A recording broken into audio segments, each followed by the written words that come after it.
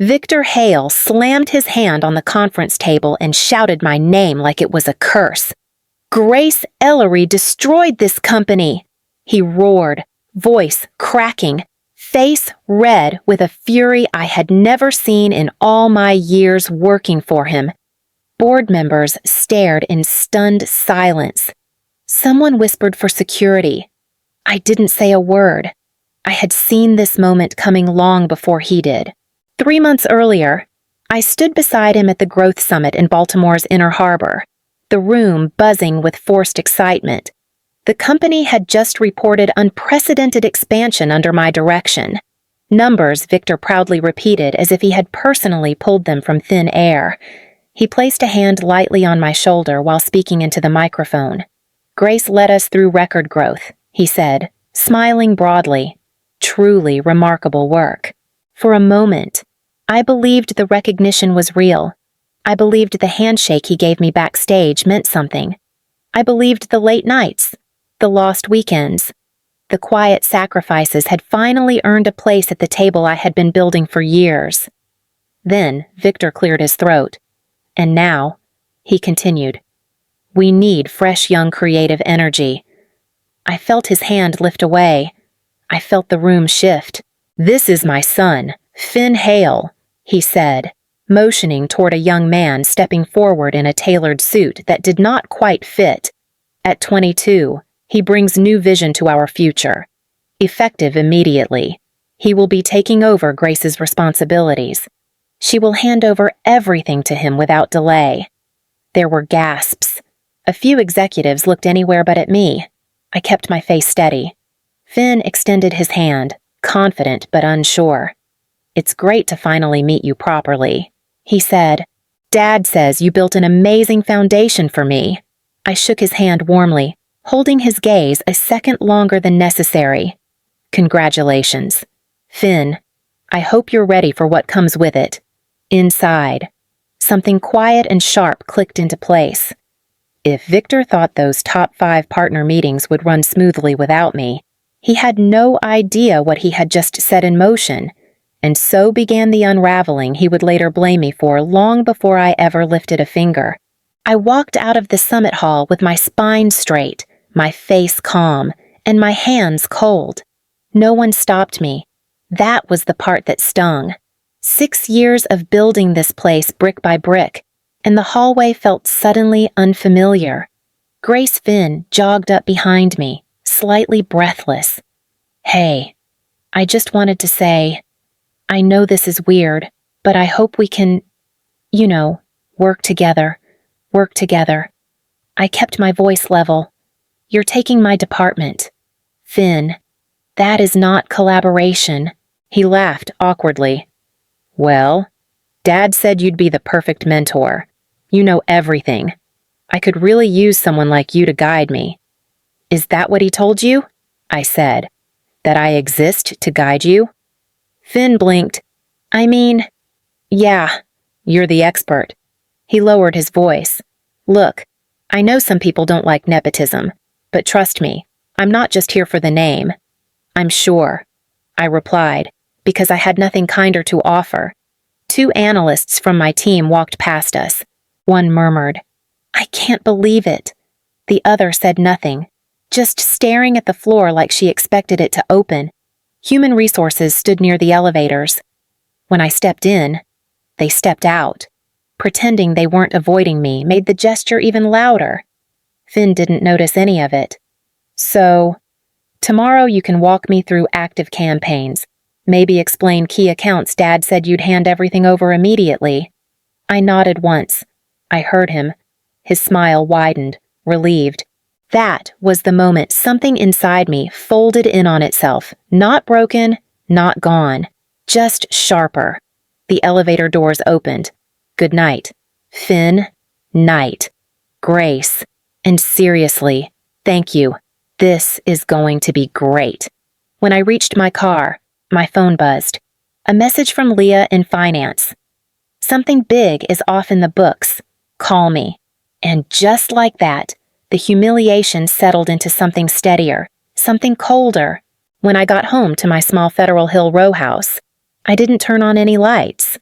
I went straight to the corner desk I had worked at through flu seasons, holidays, and more late nights than I cared to count. The bottom drawer stuck a little, like it knew what I was about to take from it. Inside was the folder, the one I had started months ago, long before Finn Hale appeared in any boardroom. I laid it down and opened it slowly. There were printed reports with numbers that never matched the raw data, notes from partner calls where they complained about delayed deliverables, emails showing budgets shifting without explanation, and, in more than one place, Victor Hale's signature written in a way that suggested he had not read a single line he approved. My phone buzzed. It was Leah from Finance. I answered. "What did you find?" Leah's voice was tight.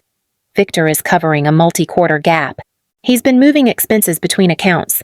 If anyone digs past the surface, it collapses." "How long has this been happening?" I asked. "At least since last spring." "Grace, he pushed you out because you are the only one who knows where the numbers should actually land." I closed my eyes. I didn't collect this to hurt him. I just needed to protect myself. "I know. But now, you need to be careful." We hung up, and I stared at the folder. Not a weapon. Not yet. Another buzz. This time it was an email from Partner 1. Marcus Thorne. Subject line: "Need to confirm you are still leading our account." His message was short. "If you are not our point of contact, we will reconsider our renewal. Do not delegate this."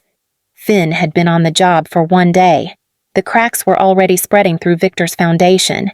By 8 the next morning, Victor had already sent a message ordering me to shadow train Finn. The phrasing annoyed me more than the command itself. I had trained entire departments, but somehow this boy needed special handling. Finn walked into my office with a grin. "Ready to get started? Dad said you'd walk me through everything. We'll begin with current campaigns." I said. "High level. You can read the deeper reports later." "Perfect," he replied, dropping into the chair like he owned it. I opened the first file. "This is the Harbor Point launch. The core message is community-driven innovation." He interrupted confidently. "That was last year's messaging." I said, "This launch is different." "Oh, right. My mistake." He laughed like it wasn't the first of the morning. We moved on. Each time I gave him a summary, he repeated it back incorrectly.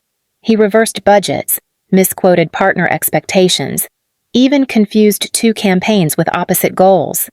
At 10, my analyst Maya knocked lightly and slid a folder onto my desk. "Morning. Grace," she said softly. "Here are the numbers you asked for." Finn looked up. "You can give them to me instead." Maya hesitated, eyes flicking to mine. "Grace asked for them," she said, voice barely above a whisper. "It's fine," I said. "I'll pass along what he needs." When she left, Finn shrugged. "Your team is nervous around me. I think they expected some big speech from Dad. They're adjusting," I replied. Around noon, an email notification flashed across my screen. A forwarded message. My draft presentation, sent directly from Oliver, someone I had mentored for years, to Finn. Finn's eyes lit up as he read it. "This is great. He saved me so much time." I didn't flinch. I simply closed the file and said, "Then you should thank him." Inside, I shifted my plans forward by days, maybe weeks. Finn showed up outside the waterfront conference room with his tie crooked and his confidence straightened. "I've got this one," he said. "Dad said Partner 1 is basically already locked in." "Then let's hear how you open the meeting," I replied. He cleared his throat. "I'll start by thanking them for the Harbor Point expansion and promising a full rollout next month." "That expansion was postponed," I said quietly. "Indefinitely." Finn blinked. "Right. Yes, that's what I meant." Before I could respond, the door opened and Marcus Thorne stepped out to greet us. "Grace," he said warmly. "Good to see you. And this must be—" "Finn Hale," Finn said quickly, grabbing Marcus's hand. "Head of Creative Strategy." Marcus's eyebrows twitched almost imperceptibly. "Ah, I see. Inside." Finn launched into a summary of campaigns he clearly did not understand. He mixed up 2 major partners, misstated deliverables, and even referenced a budget that did not belong to Marcus's account. At one point, Marcus looked at me and asked, "Is this accurate?" I kept my voice steady. "Finn is leading the department now. I am no longer point of contact." Marcus closed his folder. "Grace, can I borrow you for a moment?" Finn nodded eagerly. "Take all the time you need. In the hallway." Marcus lowered his voice. "I want this said plainly. If you disappear from our account, we walk. I do not trust turnover decisions made as abruptly as this." "I understand." I replied, "You should speak with Victor about your concerns." "That is not who I trust," Marcus said. I met his gaze. "If you ever feel you're not receiving honesty, I'm reachable." He nodded once and re-entered the room. We barely made it back to the office when an email notification appeared on my phone. From Marcus. "Next week's renewal meeting is canceled. We will revisit once leadership is clarified." Finn kept talking beside me, unaware he had just watched the first crack appear in his father's empire. Victor stormed into my office before I even had the chance to sit down. Marcus canceled the renewal. He snapped. "Do you know how that makes us look?" "I know exactly how it looks," I said. His eyes narrowed. "Do not play smart with me. Grace, you undermined Finn in that meeting." I said nothing except that he was leading the department. I replied, "Your words, not mine." Victor pointed at me like he was delivering a verdict. "You need to stop making this transition difficult."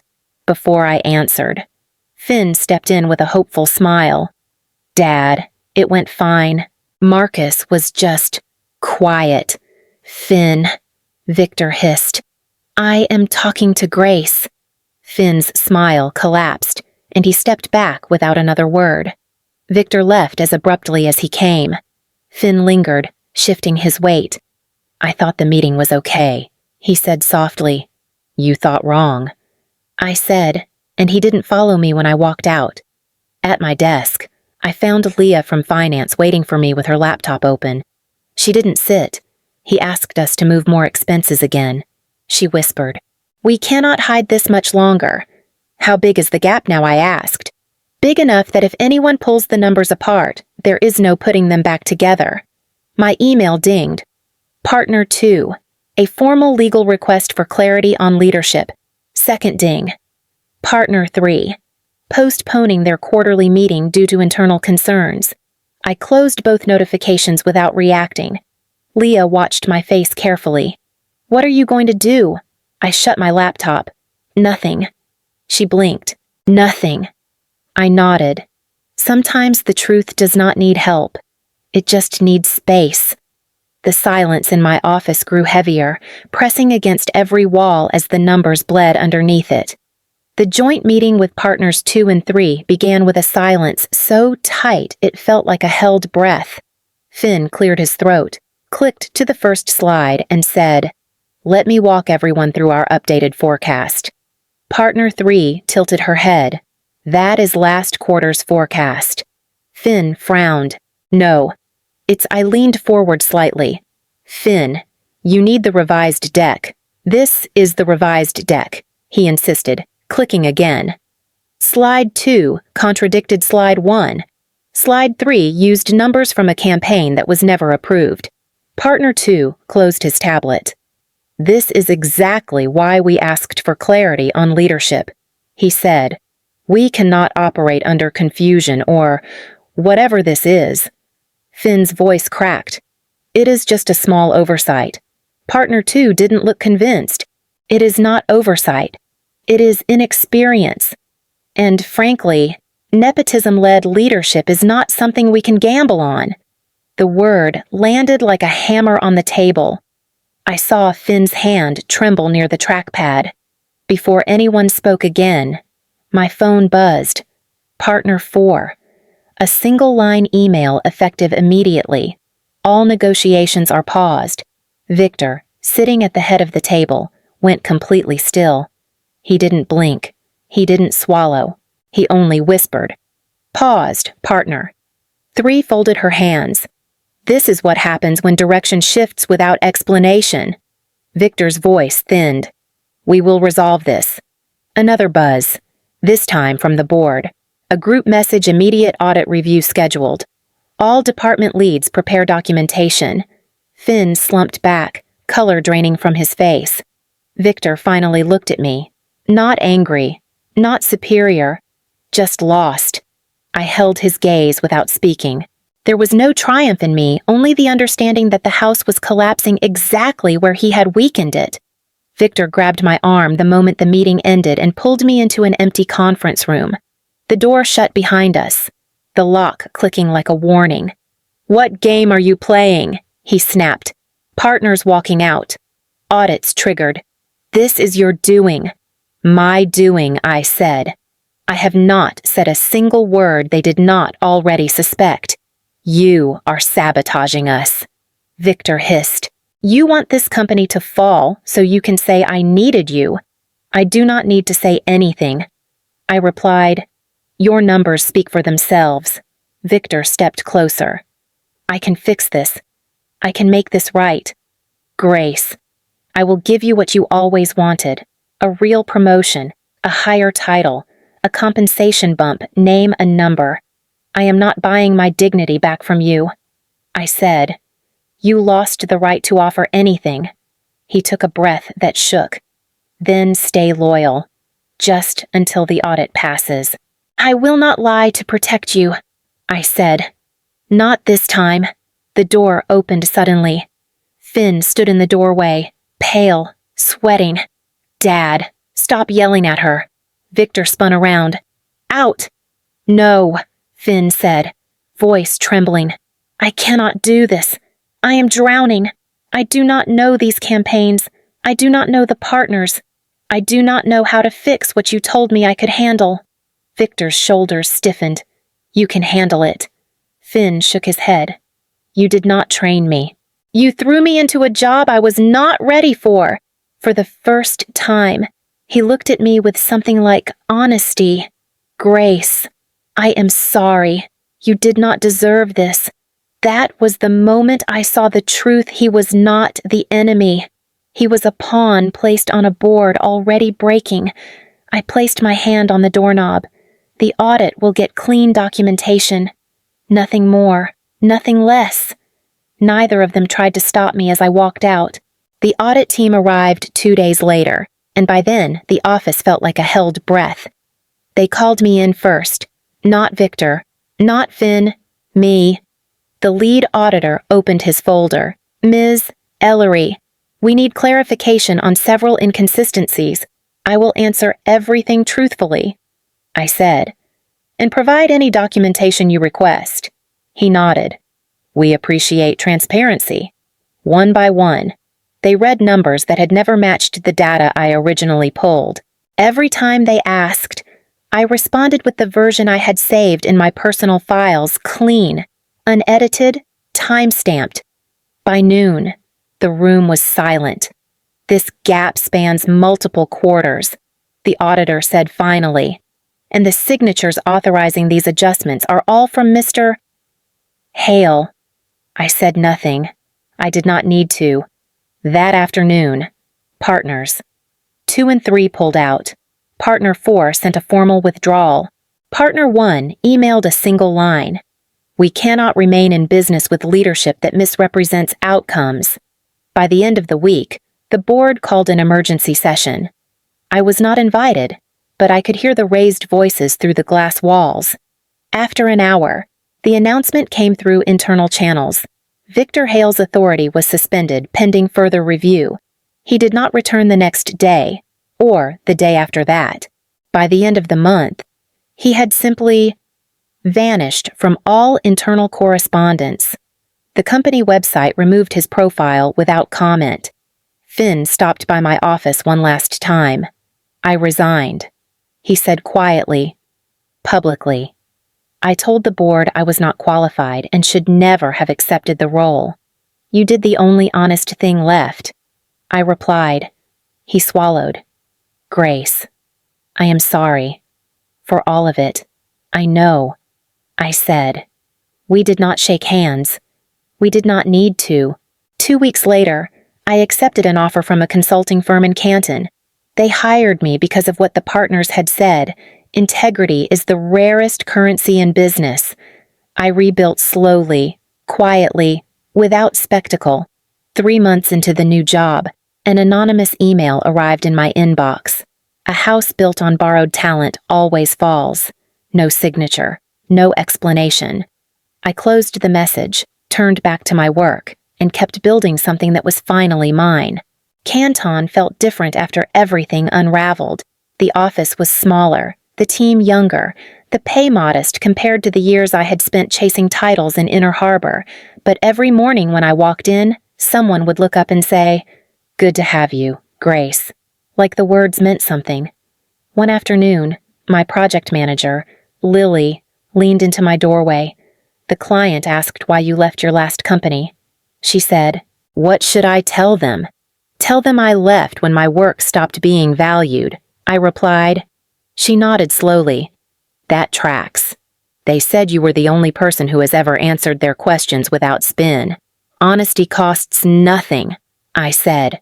Lily laughed. "In consulting, it costs everything." But she lingered, as if trying to articulate a thought she had not yet convinced herself to speak. "What is it?" I asked. "You do not act like someone who lost anything," she said. "You act like someone who finally put something down." I did not answer, because she was right. I had not destroyed Victor's company. I had simply stopped carrying his lies for him. 3 weeks later, during lunch, my phone buzzed on the desk. Lily glanced at the notification. "Breaking news, maybe," I said, opening the link. It was a formal announcement from the Maryland Corporate Oversight Board. Victor Hale, former Chief Executive Officer of Hale Strategic Group, is permanently prohibited from holding any executive or financial leadership position in any corporation operating within the state of Maryland, effective immediately, for conduct violations and breach of fiduciary responsibility. Lily's eyes widened. "That is harsh." "It is appropriate," I said. She hesitated. "Do you feel anything I thought about the years I spent believing Victor saw value in me? The late nights, the emergencies, the loyalty I defended long after I stopped believing in it?" "No," I said. "I do not feel anything at all." She smiled softly. "Then I guess you finally won." "I was not competing," I said, closing the article. I turned back to my work, the screen glowing steady in front of me, quiet, purposeful, mine.